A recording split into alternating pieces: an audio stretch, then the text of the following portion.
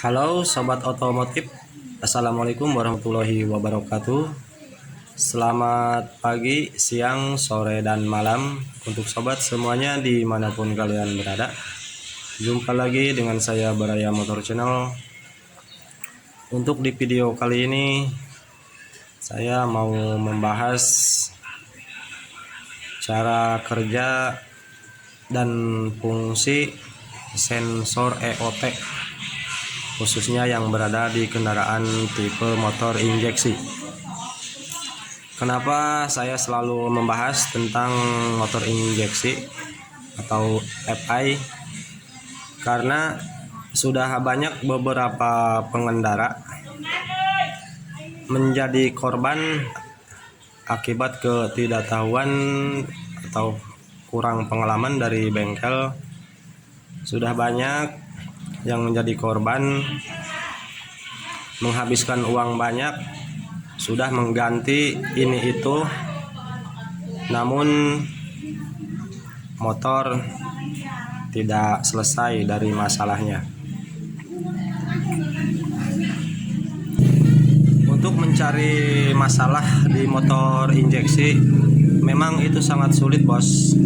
Ketika kita tidak menggunakan atau tidak mempunyai alat scanner yang canggih, itu untuk mencari letak penyebab masalah di motor injeksi sangat sulit. Untuk itu di sini kita belajar sama-sama. Walaupun kita tidak punya alat yang canggih, kita harus tahu letak penyebab masalah di kendaraan injeksi. Salah satunya yaitu untuk mengetahui cara kerja, fungsi, dan ciri-ciri sensor yang berada di kendaraan tipe injeksi. Seperti yang sudah saya bahas di video sebelumnya, karena sensor-sensor yang berada di kendaraan injeksi itu berkaitan, ada hubungannya dengan bahan bakar yang disemprotkan ke dalam ruang bakar melalui injektor, tentunya untuk menghasilkan pembakaran yang lebih sempurna.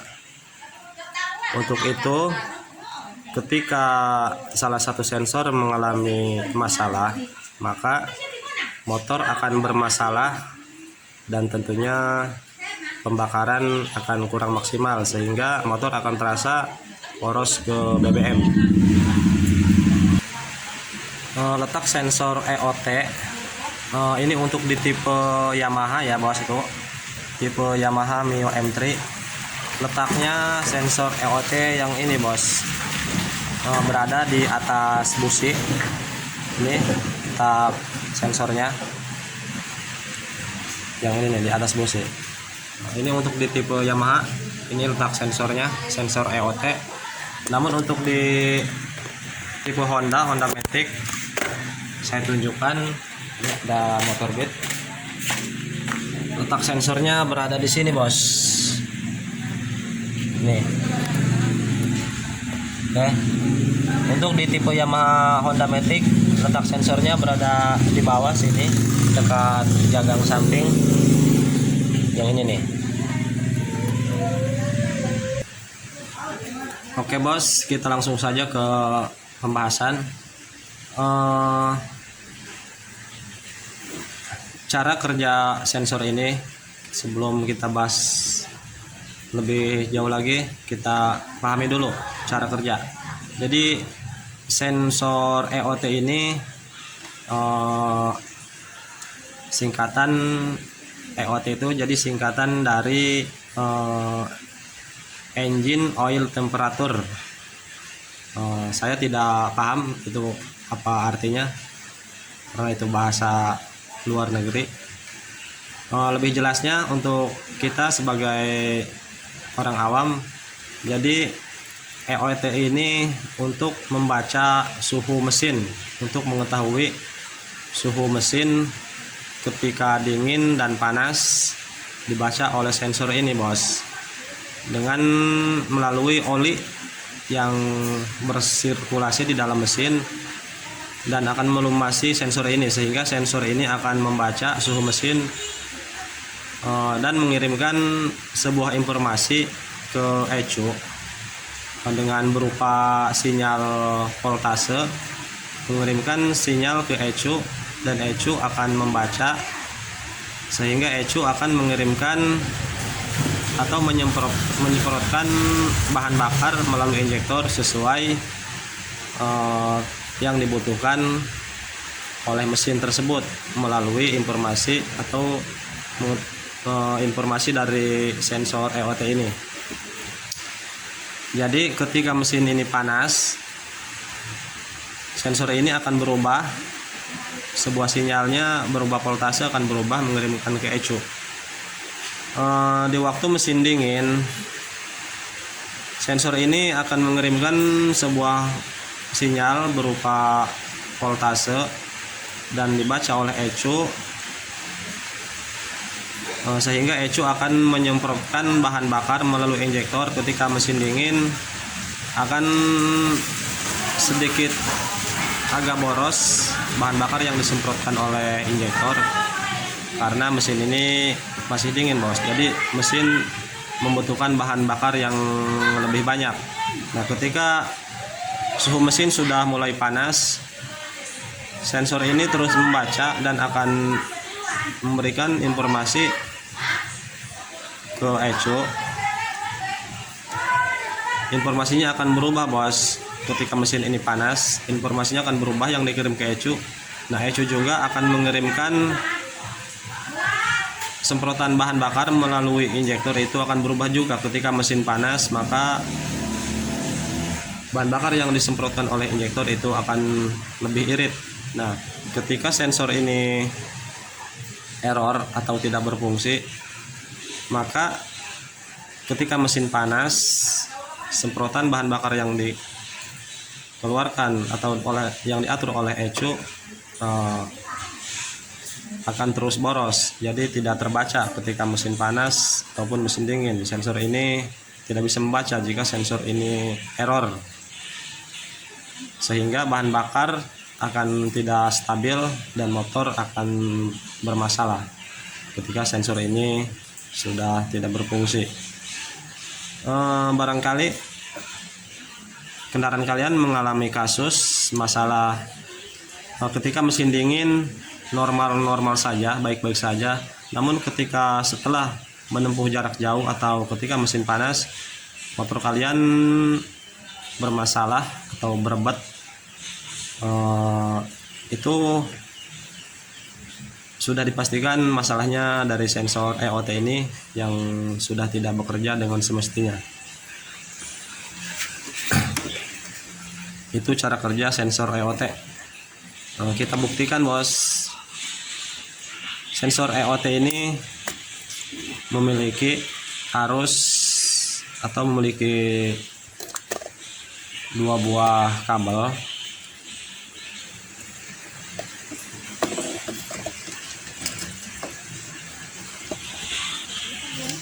Memiliki dua buah kabel untuk di tipe Yamaha, yaitu warnanya hijau leres orange dan hitam leres biru. Kedua buah kabel ini langsung dari ECU, langsung terhubung ke ECU, yaitu antara arus massa dari ECU dan arus voltase. Namun untuk di sensor ini biasanya setiap sensor itu voltasenya sekitar 5 volt. Kita coba cek voltasenya. Kalau untuk di tipe Honda warnanya itu berbeda bos.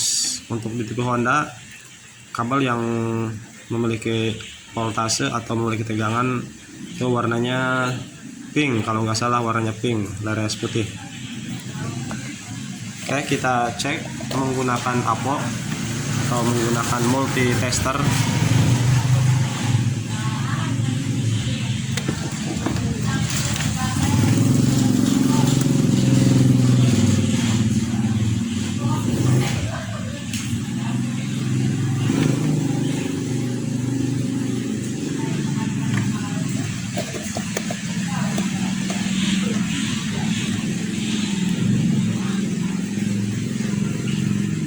kita kontak on.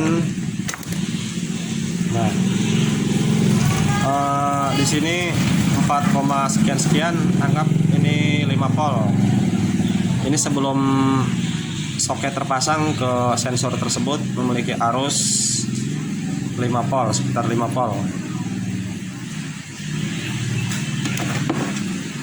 Selanjutnya kita kontak off kan, coba kita pasang ke sensornya.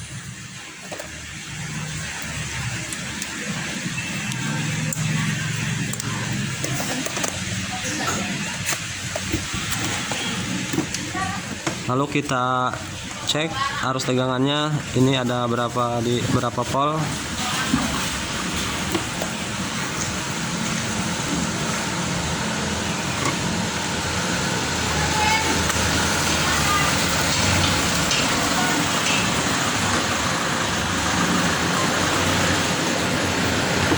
Oke. Ketika sensor dipasang, kontak on. Di sini tegangannya menurun bos, sekitar 3 volt, 2 sampai 3 volt.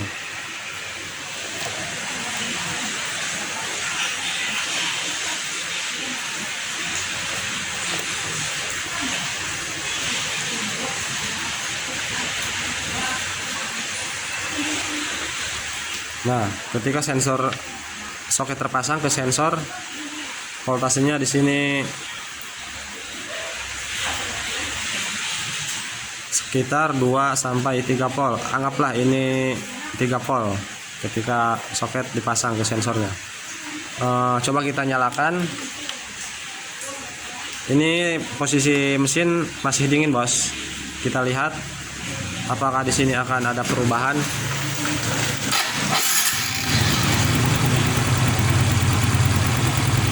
Oke. Jika sensor ini masih berfungsi, ketika mesin dihidupkan dan suhu mesin mulai panas, ini akan berubah, voltasenya akan turun bos. Itu tandanya sensor masih bekerja.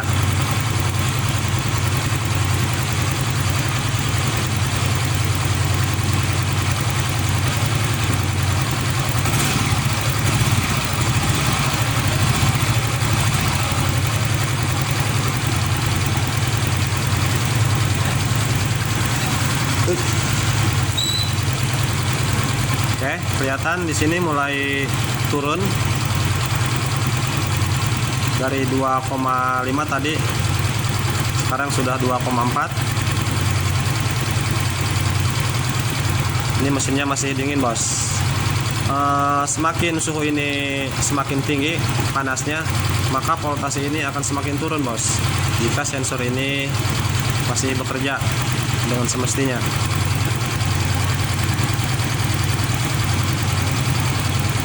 Makanya seperti yang saya katakan dari awal,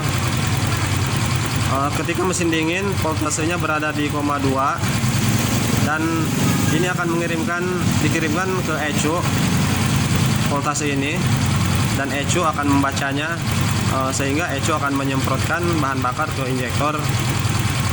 Agak sedikit boros karena mesin ini masih membutuhkan bahan bakar yang lebih banyak. Nah, manakala mesin ini sudah mulai panas,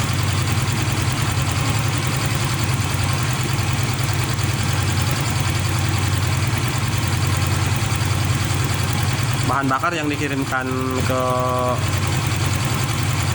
injektor, ke ruang bakar melalui injektor, ini akan lebih irit ketika mesin ini sudah panas, karena mendapatkan atau disuruh oleh sensor EOT ini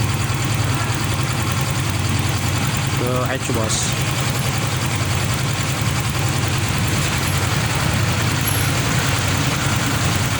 Oke, kita lihat di sini angkanya sudah menurun bos, dari 2,5 sekarang sudah 1,9, karena ini mesinnya mulai hangat, suhunya mulai panas.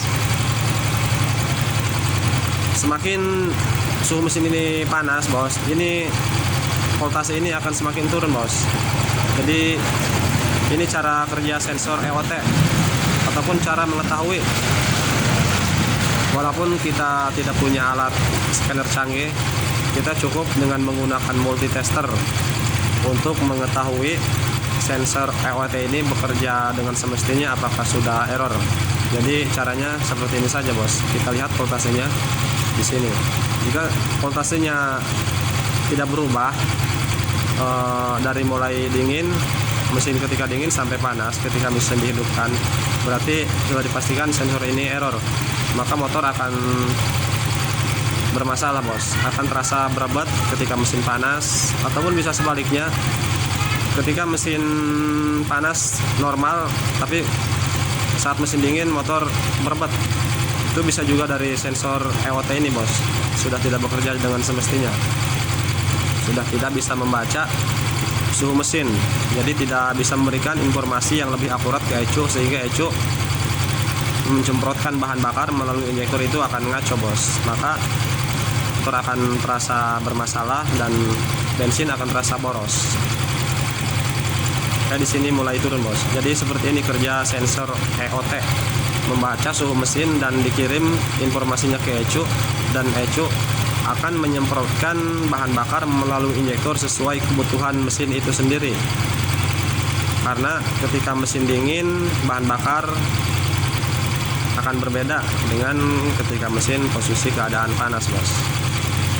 Jadi semua sensor yang berada di kendaraan itu berkaitan ataupun ada hubungannya dengan semprotan bahan bakar di injektor itu sendiri untuk menghasilkan pembakaran yang lebih maksimal, sehingga motor akan bertenaga dan stabil.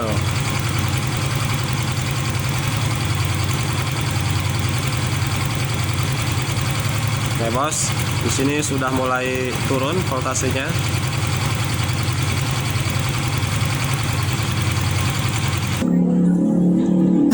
Oke, mungkin sudah cukup. Saya matikan kontaknya. Mungkin sudah cukup. Apakah kalian bisa memahami cara kerja sensor EOT? Mungkin kalian sudah mengerti bos. Jadi itulah cara kerja sensor EOT. Untuk ciri-cirinya sensor EOT error ataupun bahkan tidak bekerja sama sekali, ketika sensor ini tidak berfungsi ataupun kabelnya ada yang terputus, ini akan muncul pemberitahuan melalui lampu mil. Kita coba cabut sensor EOT nya. Katakanlah sensor ini tidak berfungsi ataupun kabelnya ada yang terputus. Ini saya cabut. Kalau kita lihat di sini bos, kita kontak on.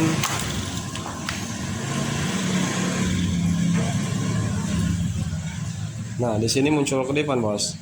Jadi ketika sensor EOT tidak bekerja ataupun kabelnya ada yang terputus, maka di sini akan muncul kedipan pemberitahuan bahwa sensor tersebut mengalami tidak bekerja ataupun kabelnya ada yang terputus.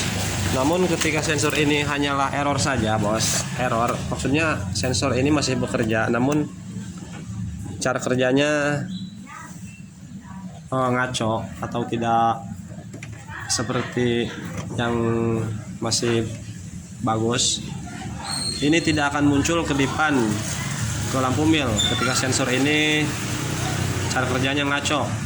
Nah, disitulah kita akan kebingungan mencari letak penyebabnya tanpa mempunyai atau tanpa menggunakan alat scanner canggih. Untuk itu kita harus memahami cara kerja sensor-sensor yang berada di kendaraan tipe injeksi. Salah satunya yaitu sensor EOT. Sama untuk di tipe Honda juga cara kerjanya sama, dan ketika dilepas atau katakanlah sensor ini mati atau kabelnya terputus, di tipe Honda juga akan muncul kedipan. Kalau di tipe Honda yaitu kedipan cepat sebanyak 7 kali.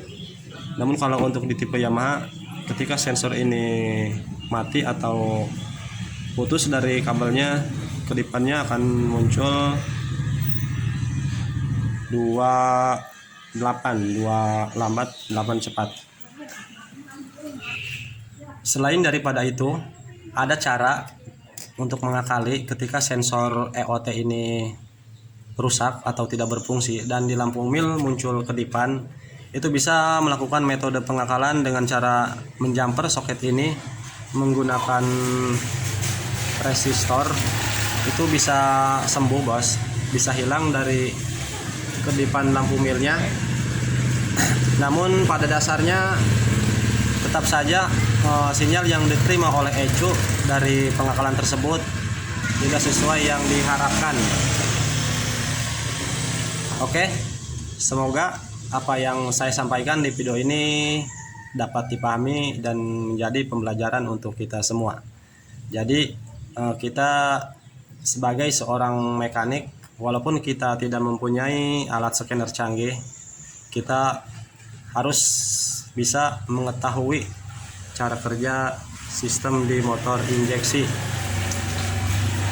Jangan kita jadikan korban motor orang akibat ketidakpahaman kita, suruh ganti ini, ganti itu, menghabiskan uang banyak, namun ujung-ujungnya motor orang tidak sembuh dari masalahnya bos. Itu kasihan sekali sama pengendara bos. Bayangkan saja jika kita sebagai pengendara masuk ke bengkel untuk memperbaiki kendaraan kita, suruh diganti ini, suruh ganti itu, dan kita sudah menghabiskan uang banyak, namun motor kita tetap saja tidak sembuh dari masalahnya. Itu hal yang sangat menyakitkan bos. Oke, semoga bermanfaat. Mohon maaf bila ada salah kata-kata dari saya. Sekian dulu dari videonya. Salam sukses, salam otomotif. Bye. Assalamualaikum warahmatullahi wabarakatuh.